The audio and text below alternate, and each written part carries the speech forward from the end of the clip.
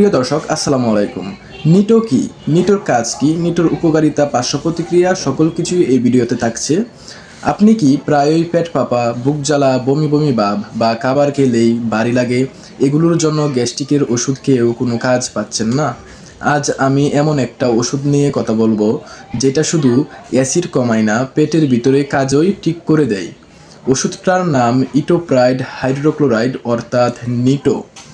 ভিডিওটা শেষ পর্যন্ত দেখলে হয়তো আপনার বা আপনার পরিবারের বহুদিনের সমস্যার সমাধান পেয়ে যাবেন।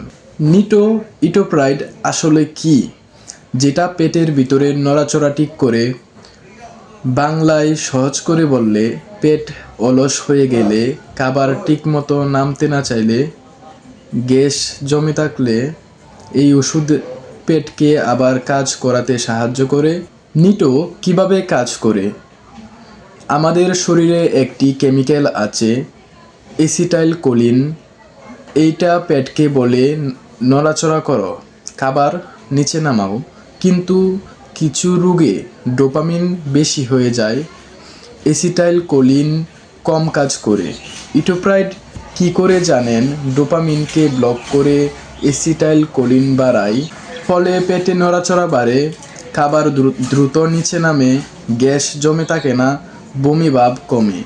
এখানে কোন কোন সমস্যায় ব্যবহার করা যায় ইটোপ্রাইড নিটো ট্যাবলেটটি?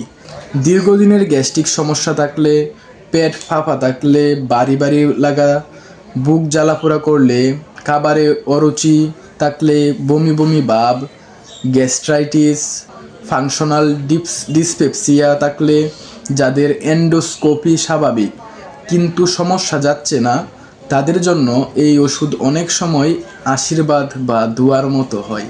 ডোজ ও সেবনবিধি। নিটো এর খাওয়ার নিয়ম: প্রাপ্তবয়স্কদের জন্য সাধারণ ডোজ 50 মিলিগ্রাম দিনে 3 বার, খাবারের আগে। মনে রাখবেন, ডাক্তারের পরামর্শ ছাড়া নিজের ইচ্ছায় ডোজ বাড়াবেন না। কারা খাবেন না আর কারা খাবেন? সব ওষুধ সবার জন্য না, ইটোপ্রাইডও না। যদি পেটে রক্তক্ষরণ থাকে তাহলে নিটো ট্যাবলেটটি খাওয়া যাবে না। পেটের ভেতরে বাধা থাকে, পেট ফুটো হয়ে থাকা, ওষুধে অ্যালার্জি থাকে, এই অবস্থায় ইটোপ্রাইড বিপজ্জনক হতে পারে। পার্শ্ব প্রতিক্রিয়া সাধারণত নিরাপদ হলেও কিছু মানুষের ক্ষেত্রে দেখা যেতে পারে মাথা ব্যথা, ঘুমের সমস্যা, ক্লান্তি, ডায়রিয়া বা কোষ্ঠকাঠিন্য। খুব কম ক্ষেত্রে গ্যালাক্টোরিয়া, গাইনোকোমাস্টিয়া। যদি সমস্যা বেশি হয়, ওষুধ বন্ধ করে ডাক্তারের কাছে যান।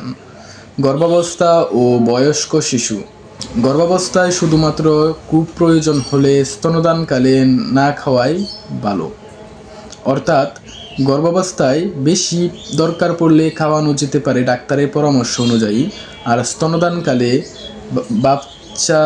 বাচ্চা দুধ খাওয়ার সময় না খাওয়াই ভালো।